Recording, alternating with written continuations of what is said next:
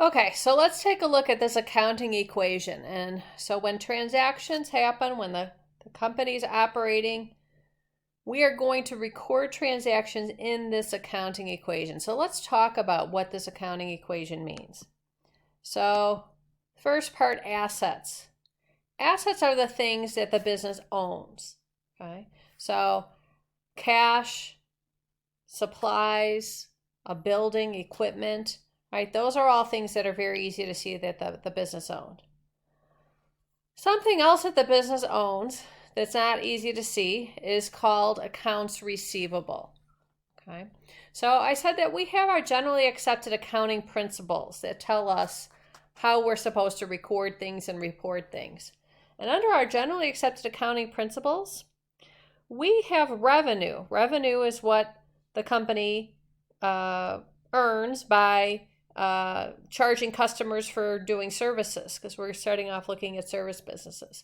So if we perform services for a company or for a client and they're not going to pay us till later because we've billed them, okay, we're going to have revenue because that's what GAAP tells us. If we've done the work, we have revenue. But we're also going to have an account receivable. Our customer is going to owe us money. Account receivable is considered an asset, something that the company owes. So that's what this is. These are amounts that are owed to us by our customers. So assets are the things that we own. Liabilities are the debts of the company. Okay. And so we've got accounts receivable when a customer owes us. When we owe to a vendor, that's called accounts payable. That's a debt. Okay. So if we buy something and get billed for it, okay, we're going to have an account payable. We're going to have to owe that vendor. Okay. We'll talk about other liabilities. This is going to be the most common one we work for, but we may go to the bank and borrow money and sign a note promising to pay back with interest. That would be called a notes payable. Okay. When we get to chapter 3, we're going to talk about owing money to our employees for wages. That's going to be called a wages payable. So when you see this word payable, you know you're dealing with a liability. So our accounting equation is going to balance because the assets, the things that we own, are going to be used to pay off our liabilities. And then if there's anything left over after we pay off our debts, it goes back to the owners of the corporation, the stockholders. So that's what the stockholders' equity is. It's everything that's left over. So that's why we're going to balance. But when we're tracking things in our accounting system, our stockholders' equity is broken down into two pieces. Contributed capital, which is the amount invested by the stockholders. So we'll learn more about stockholders' equity in a later chapter, but for right now, our contributed capital is just going to be what we call our common stock, right? When a stockholder buys stock in our company, right, we get money, we give them shares of stock. And so the shares of stock we give them is going to be recorded in common stock, which is considered part of contributed capital. So we've got our contributed capital or common stock, and then the other piece of stockholders' equity is the retained earnings. Retained earnings is the profit that we're keeping in the company, right? So let's talk about retained earnings. We have three things that affect retained earnings. First one is revenue. Revenue is what we earn. Right now we're talking about a service business. So we earn when we perform services for a customer, right? Because that's why we're in business. We're in business to make money, right? And so usually I'll ask students, how do you know if the company was successful? And they'll say, well, if you had a profit, right? And so how do we know if we had a profit? We start off with our revenue. This is what we earned by performing the services. Right now, in the first few chapters, we're calling revenue service revenue. When we start talking about a merchandising company, we'll call it sales revenue. Okay.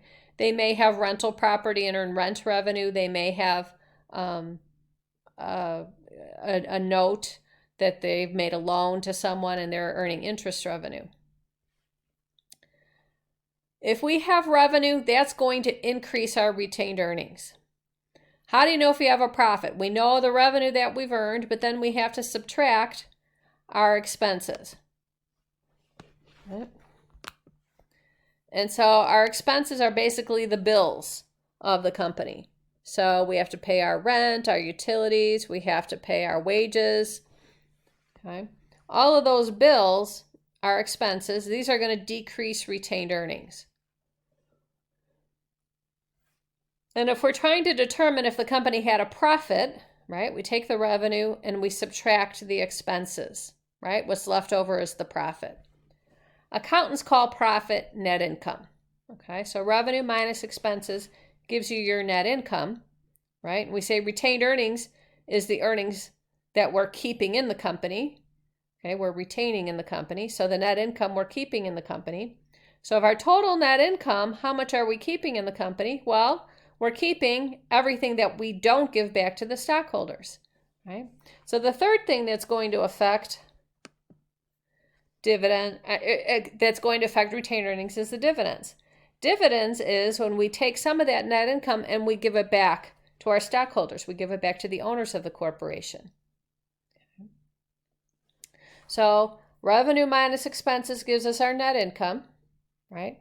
And we know revenue increases retained earnings, expenses decrease retained earnings.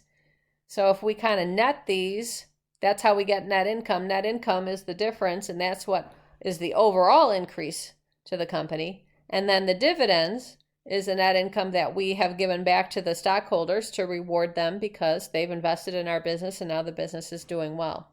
So we give some of that net income back in the form of dividends. Dividends will decrease retained earnings. Okay. So now I want to take a look at some specific transactions and see how the accounting equation is affected. Okay. So to get our company going, we need to get money. So we ask the owner to give us some money. We're going to give them some shares of stock. So the corporation is getting money. That's an asset. Assets are going to go up. And then we're also issuing shares of stock.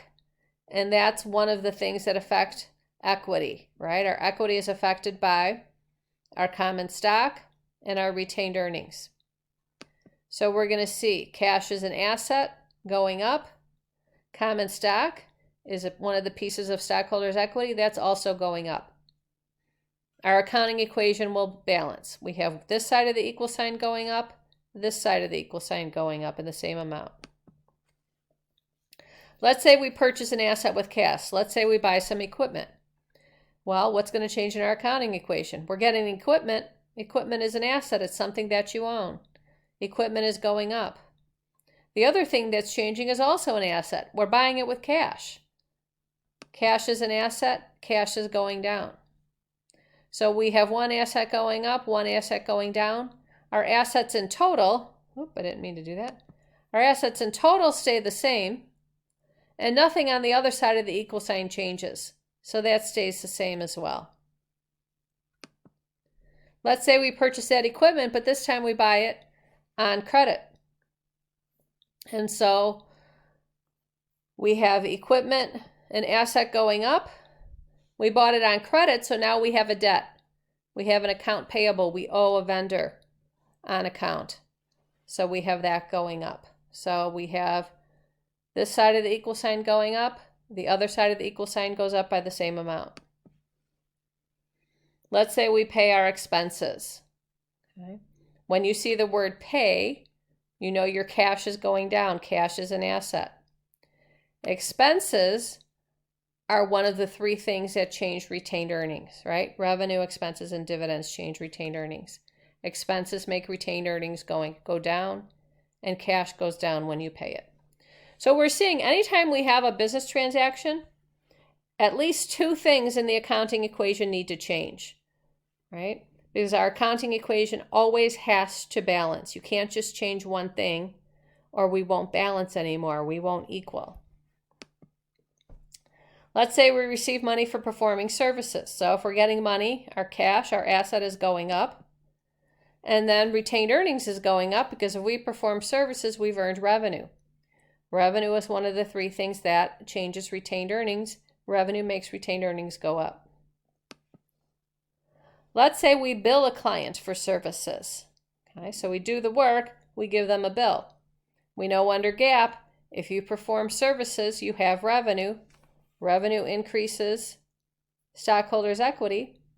And if we bill a client, that means our asset accounts receivable is going up. Let's say we receive money from a customer who has to pay on their account. So if we're receiving money, we know our asset cash is going up.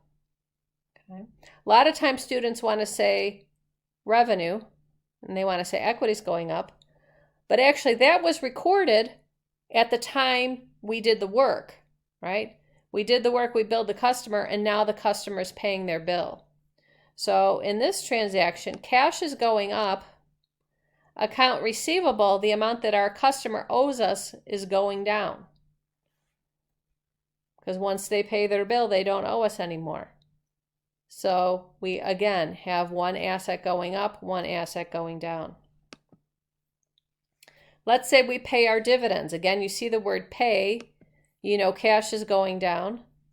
Dividends is one of the three things that changes retained earnings, and dividends makes retained earnings go down. Now we have a couple of unusual type transactions. Okay. One is a prepaid expense. So this is also going to be considered an asset. So just like we have our rule that we record revenue when it is earned, it doesn't matter when you get the cash, it matters when you earn it by doing the work. With expenses, you record the expense when they've been incurred. It doesn't matter when you pay for them. So if you pay for an expense before you incur it, right, then we have a prepaid expense. So for instance, insurance. When we buy an insurance policy, we're paying to be insured in the future. We don't wait, the insurance company doesn't let us wait till the end of the period to pay for it, because if we didn't have any claims, why would we pay it? They make us pay it up front. So if we're paying to be insured for the next year, okay, we haven't been insured yet. You incur an expense when it happens, when you use it. Okay, so we're paying for our insurance policy. It's not an expense because we haven't been insured yet. We're going to have an asset called prepaid insurance. Rent sometimes works like this. Sometimes you pay 6 months rent in advance. You might get a break if you pay rent ahead of time. So you pay it ahead of time. And it's not rent expense until you're actually occupying the space. So when you pay for the next 6 months, you're going to have an asset called prepaid rent. So when you buy the insurance policy or you pay the 6 months rent in advance, cash is going down, and then we have an asset called prepaid rent, prepaid insurance.